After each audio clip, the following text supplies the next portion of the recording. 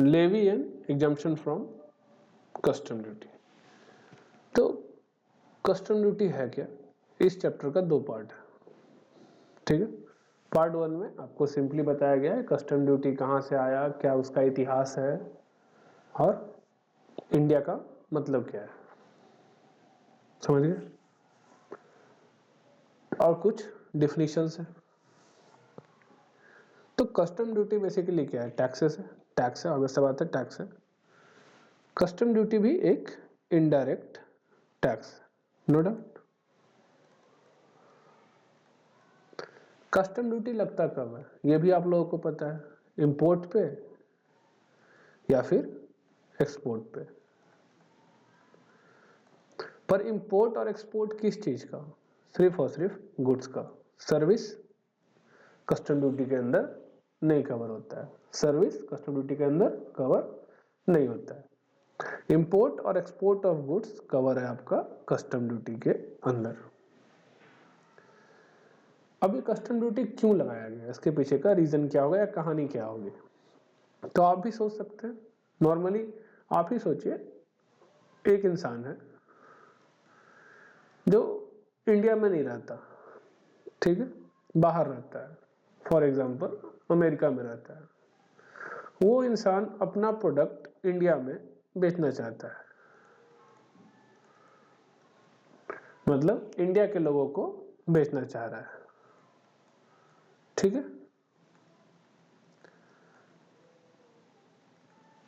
तो जो प्रोडक्ट ये बेचना चाह रहा है, हो सकता है वो प्रोडक्ट इंडिया में भी बनता हो, मैन्युफैक्चर होता हो, और इंडिया के लोग भी उसको मैन्युफैक्चर करके बेचते होंगे। अगर ये एक बड़ा सप्लायर है और इसके पास ये सुविधाएं उपलब्ध है कि वो प्रोडक्ट यहाँ ये लो रेट पे बेच सकता है, सबसे पहला इम्पैक्ट क्या होगा, इंडिया का अपना इंडिजिनस मार्केट इम्पैक्ट होगा, इंडिया का अपना मैन्युफैक्चरर इम्पैक्ट होगा। तो कस्टम ड्यूटी लगाने के पीछे जो बेसिक कारण था, अपने मार्केट को प्रोटेक्ट करना, अपने मार्केट को प्रोटेक्ट करना, ये था कस्टम ड्यूटी का पहला रीजन लगने का, ठीक है। दूसरा है, हो सकता है इंडिया का कोई इंसान है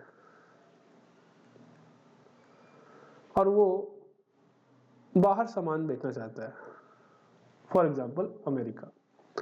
पर ये जो इंसान है, इसने इंडिया के रिसोर्सेज को यूज करके, इंडिया के रिसोर्सेज को यूज करके प्रोडक्ट बनाया होगा, मैन्युफैक्चर किया होगा, गुड्स बनाया होगा, पर बेचना ये बाहर जा रहा है।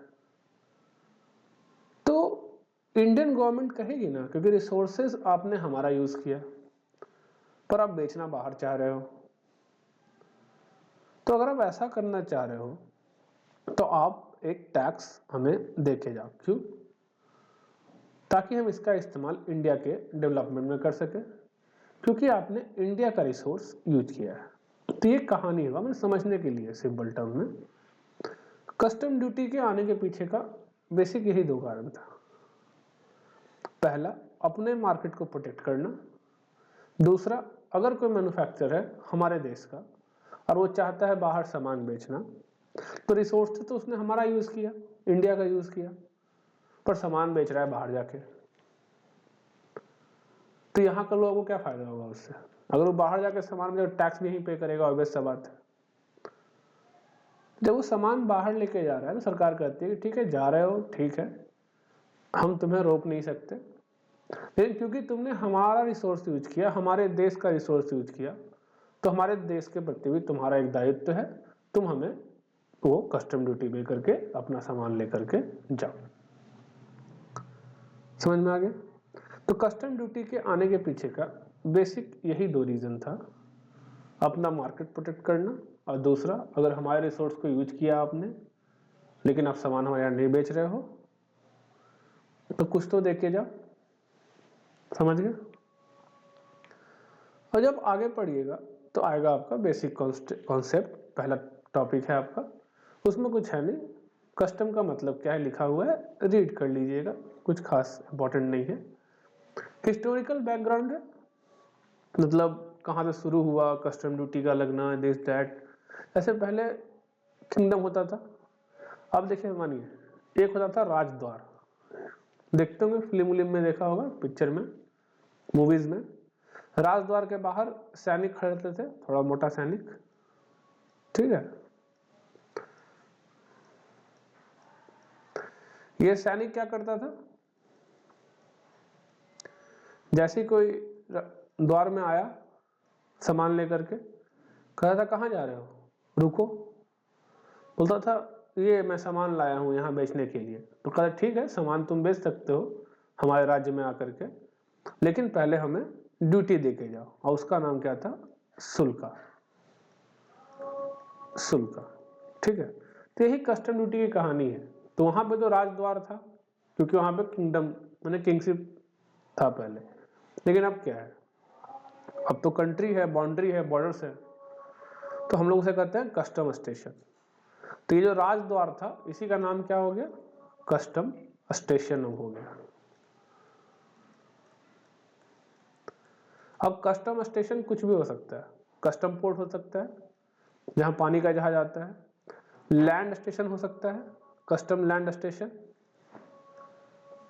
जैसे कि कस्टम लैंड स्टेशन कहां पे होगा, जहां पे हम लोग लैंड बाउंड्री शेयर करते होंगे, ठीक है, लैंड बॉर्डर, जैसे नेपाल इंडिया लैंड बॉर्डर है, चाइना इंडिया लैंड बॉर्डर है, तो यहाँ पे होता है हमारा land station, land custom station होता है, पानी का जहाज पोर्ट, और सी हमारा एयरपोर्ट भी होता है, नेशनल एयरपोर्ट, ठीक है, कस्टम एयरपोर्ट कहता है उसको, जहाँ कस्टम का सामान आगे क्लियर होता है। और क्या हो सकता है, पानी का जहाज हो गया, जमीन हो गया, कुरियर, ठीक है, कुरियर का भी होता है, वहां पे कस्टम वाला होता है, अलग होता है वो लोग का। जब भी कोई सामान बाहर से आएगा तो कहाँ जाएगा, इन यहाँ से पास होके जाएगा, इन जगहों से, उसका चेकिंग होगा, उस पर ड्यूटी लगेगा, उसके बाद ही वो इंडिया में एंटर कर सकता है, ड्यूटी पे करने के बाद। तो वही एक कहानी है, रीड कर लेना, वही कौटिल्य था अर्थशास्त्र, ऑल्सो रेफर टू शुल्का, कस्टम ड्यूटी को शुल्का कहता था।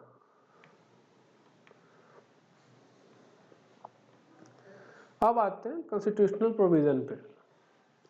सबसे पहला है आर्टिकल 265, ये हम लोगों ने जीएसटी के अंदर भी पढ़ा था। उसका मतलब क्या था कि टैक्सेस सिर्फ और सिर्फ कौन लेवी कर सकता है, अथॉरिटी ऑफ लॉ, कहने का मतलब गवर्नमेंट, ठीक है।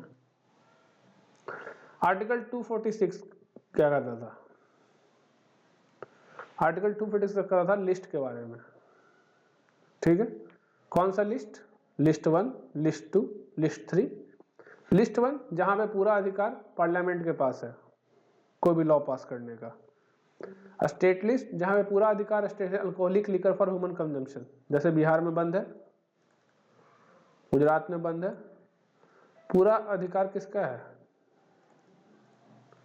ह्यूमन कंजम्पशन, ध्यान रखना, इंडस्ट्रियल कंजम्पशन नहीं, ह्यूमन कंजम्पशन पे, सिर्फ और सिर्फ ह्यूमन कंजम्पशन पे ये अधिकार है स्टेट का। लिस्ट 3 कंकरेंट लिस्ट, जहां स्टेट और पार्लियामेंट दोनों का अधिकार है लॉ बनाने का, समझ गए।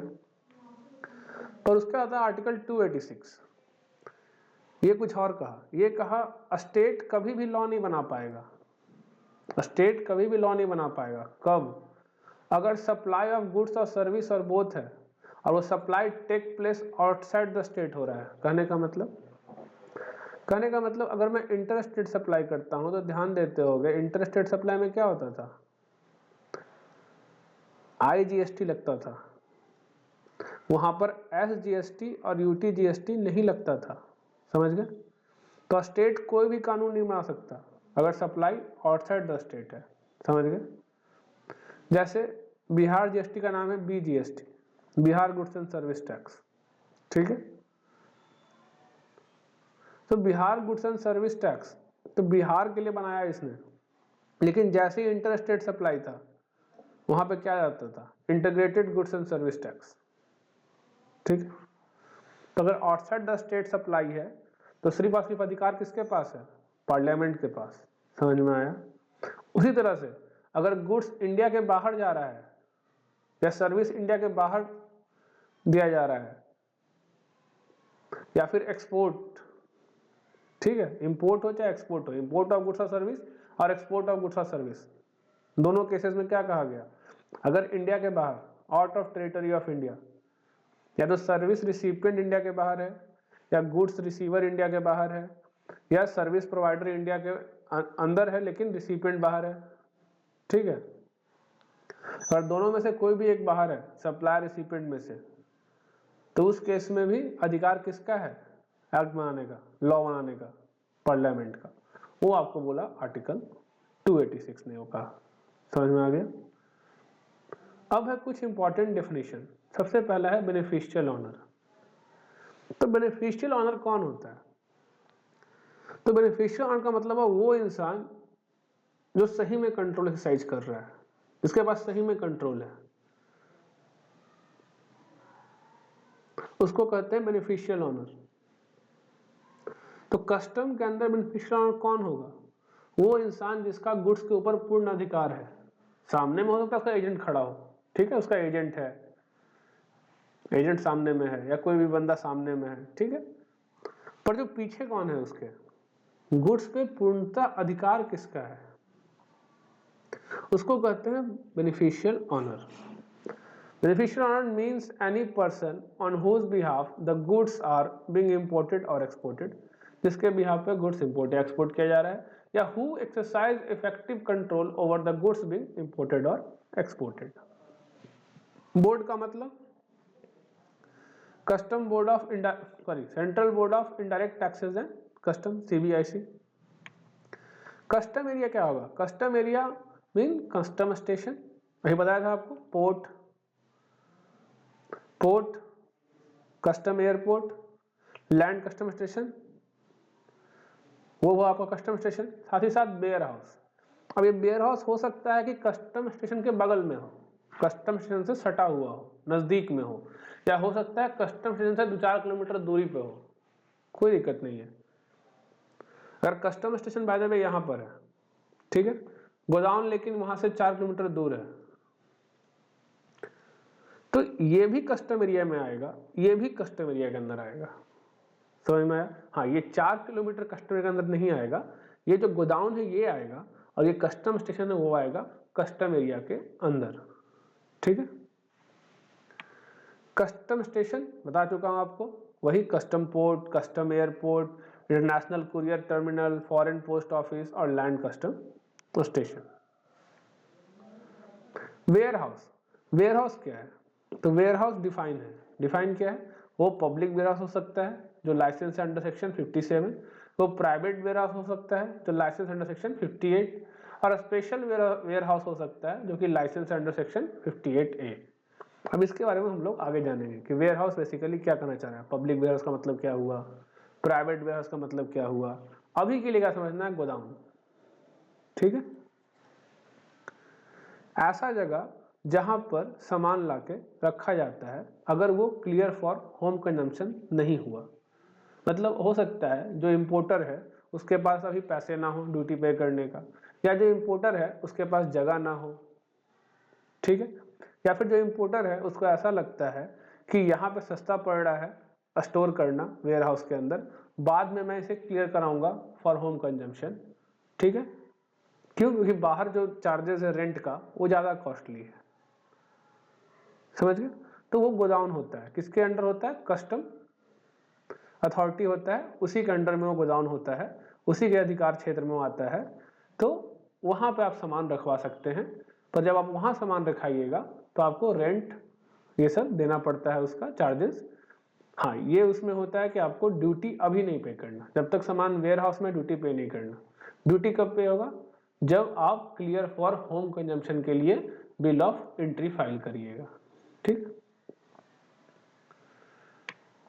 एक्सपोर्ट का मतलब क्या हुआ? इंडिया से बाहर ले जाना गुड्स को, और इंपोर्ट का मतलब क्या हुआ? इंडिया के अंदर लाना गुड्स को, ठीक है, from place outside India, bringing into India from a place outside India.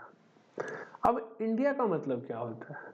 तो बोला इंडिया इंक्लूड्स टेरिटोरियल वाटर। तो भाई टेरिटोरियल वाटर क्या होता है? मैंने इंडिया इंक्लूड्स टेरिटोरियल वाटर। तो टेरिटोरियल वाटर होता क्या है? तो उसके बारे में इस एक्ट ने बताया। किस एक्ट ने? Territorial water continental shelf exclusive economic zone and other maritime zone act 1976 ने बताया कि टेरिटोरियल वाटर का मतलब होता है 12 nautical mile from the baseline. अब सवाल है कि बेसलाइन क्या होता है? तो कभी भी आप बीच पे जाते हो तो बीच पे जो ये रहता है ना, ये हुआ baseline.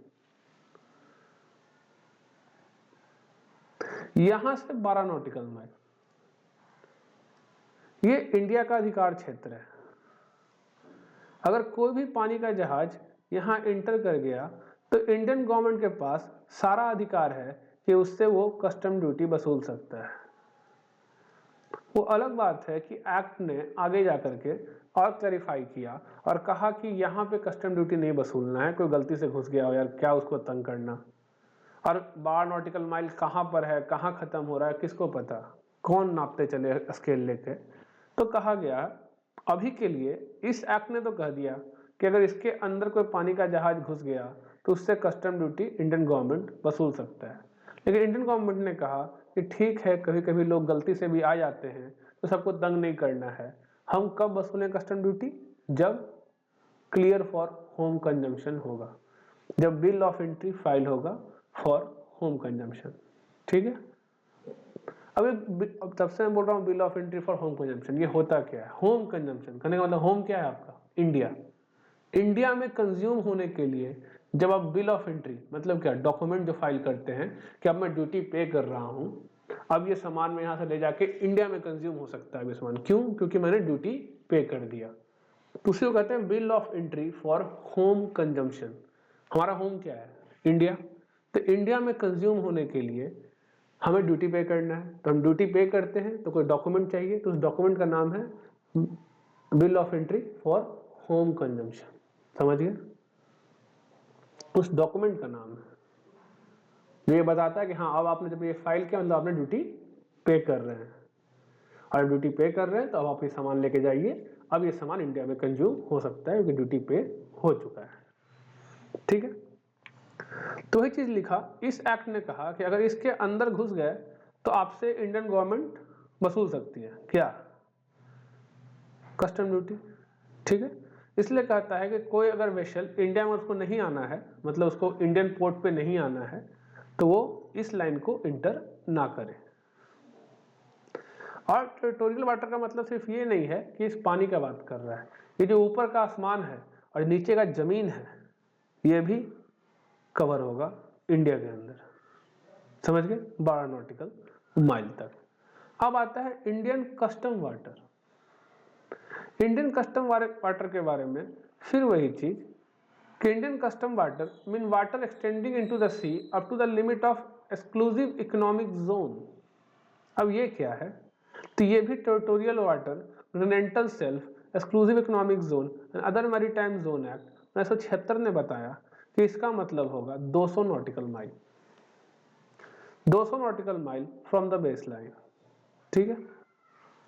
And includes any bay, gulf, harbour, creek और tidal river. If a person, अब ये जो 200 नॉटिकल माइल है यहां पे क्या है? तो कहा गया कि ये 200 नॉटिकल माइल है, यहां से अगर तुम इसके अंडर घुस जाते हो और कुछ कानूनी अपराध करते हो तो इंडियन गवर्नमेंट के पास पूरा अधिकार है तुम्हें अरेस्ट करने का। ठीक है। अगर तुम कुछ स्मगलिंग कर रहे हो, ड्रग्स लेके आ रहे हो, वेपन्स लेके आ रहे हो, तो गुड्स को कॉन्फिस्केट करने का मतलब जब्ती करने का, तो तुम्हें अरेस्ट कर सकते हैं, तुम्हें जब्त कर सकते, तुम्हारे सामान को जब्त कर सकते हैं अगर तुम कुछ इलीगल करते हुए पाए गए 200 नॉटिकल माइल तक। तो इसके बियॉन्ड क्या है? इसके बियॉन्ड है इंटरनेशनल वाटर। वहां पे अगर कुछ क्राइम करते हो तो ऐसा नहीं कि बच जाओगे, लेकिन जब तक उस पानी के अंदर हो तुम्हें कोई भी सरकार छू नहीं सकती। ठीक है। उस बीच में तुम्हें कोई भी गवर्नमेंट कुछ नहीं कर सकती उस पानी के अंदर, इंटरनेशनल वाटर के अंदर। ठीक है। तो ये चीज लिखा हुआ है कि अगर आप कोई ऑफेंस करते हैं तो आपको अरेस्ट किया जा सकता है, अगर कुछ इलीगल प्रोडक्ट है तो वो कॉन्फिस्केट किया जा सकता है, मतलब जब्ती किया जा सकता है, आपको रुकवा सकता है। ठीक है। इंडियन गवर्नमेंट ऑफिसर्स और सर्चिंग भी कर सकता है, ठीक है। और उसी को यहाँ बताया गया 200 नॉटिकल माइल तक अपना होगा, वही सब बकवास है अपना, ठीक। अब बेसलाइन का मतलब वही, it is a lower water mark along the coast. Continental shelf का मतलब, continental shelf is a part of sea floor adjoining a land mass. समझो इसका मतलब, रीड कर लेना, समझा देता हूँ।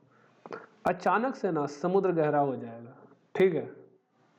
ये जो अचानक से धीरे धीरे 200 नॉटिकल माइल तक आएगा, ये जो गहराई है कम से कम 200 मीटर होना चाहिए। जहां से 200 मीटर की गहराई चालू हो जाएगी ना, वहां से तुम्हारा कहा जाएगा कॉन्टिनेंटल शेल्फ ऑफ इंडिया, ठीक है, वहां तक, समझ गए। तो कॉन्टिनेंटल शेल्फ जो है वो टेरिटोरियल वाटर के भी बियॉन्ड है और एक्सक्लूसिव इकोनॉमिक जोन के भी बियॉन्ड है, या हो सकता है कि EEZ तक मैक्सिमम, समझ गए। पर इसके बियॉन्ड भी हो सकता है वो कॉन्टिनेंटल शेल्फ ऑफ इंडिया, समझ में आ गया। Continental shelf of India basically होता है 200 मीटर यही पर डेप्थ हो, तो उससे मतलब नहीं है, तो फिर आपका 12 नॉटिकल माइल तक माना जाएगा टेरिटोरियल वाटर। तब EEZ तक एक्सक्लूसिव इकोनॉमिक जोन तक आपका माना जाएगा इंडियन कस्टम वाटर, वहां से माना जाएगा कॉन्टिनेंटल शेल्फ। वही लिखा हुआ है कि continental shelf of India extend beyond the limit of territorial water throughout the natural prolongation of its land territory to the outer edge of the continental margin or to a distance of 200 nautical mile। तो कम से कम 200 nautical mile continental shelf, अगर 200 metre पहले पूर गया है तो, लेकिन अगर बाद में पूर रहा है, by the way 200 nautical mile खत्म हो गया यहाँ पे, ठीक है, अभी भी चलते चलते अब यहाँ से डाउन गया है 200 मीटर, तो ये होगा तुम्हारा कॉन्टिनेंटल शेल्फ। समझ में आ गया। एक डायग्राम दिखा देता हूँ तुम लोगों को, देखो ये 12 नॉटिकल माइल अपना टेरिटोरियल वाटर, ये अपना बेस लाइन, ये नेशनल एयर स्पेस, मैंने ये भी हमारे अंदर आएगा, ये भी हमारे अंदर आएगा। यहाँ पर कुछ भी आता है तो हम उससे कस्टम ड्यूटी वसूल सकते हैं। कौन सा एक्ट? वही 1976 वाला एक्ट के हिसाब से। लेकिन कस्टम एक्ट आगे कुछ और कहता है कि ऐसा नहीं कि यहाँ घुसते ही ड्यूटी वसूल लेंगे आपसे, आप यहाँ पे आइए, शिप लगाइए, उतारिए सामान, और ड्यूटी कब वसूलेंगे? जब बिल ऑफ एंट्री प्रेजेंट होगा फॉर होम कंजम्पशन। अब ये 200 नॉटिकल माइल तुम्हारा देखो, यहाँ से लेकर के यहाँ तक 200 nautical mile exclusive economic zone, मतलब यहाँ से यहाँ तक एक्सक्लूसिव इकोनॉमिक जोन। समझ में आ गया। अब देखो कॉन्टिनेंटल शेल्फ कहाँ है, देख रहे हो, इसको भी पार कर गया। यहाँ से नीचे 200 मीटर, कम से कम ये 200 मीटर का डेप्थ होना चाहिए, तो यहां तक है तुम्हारा कॉन्टिनेंटल शेल्फ। हो सकता है 200 मीटर का डेप्थ यहीं पर हो, तो कम से कम कॉन्टिनेंटल शेल्फ कहां तक होगा? तब यहां तक होगा तुम्हारा कॉन्टिनेंटल शेल्फ, जहां तक एक्सक्लूसिव इकोनॉमिक जोन है। आया समझ में? अब कोई दिक्कत?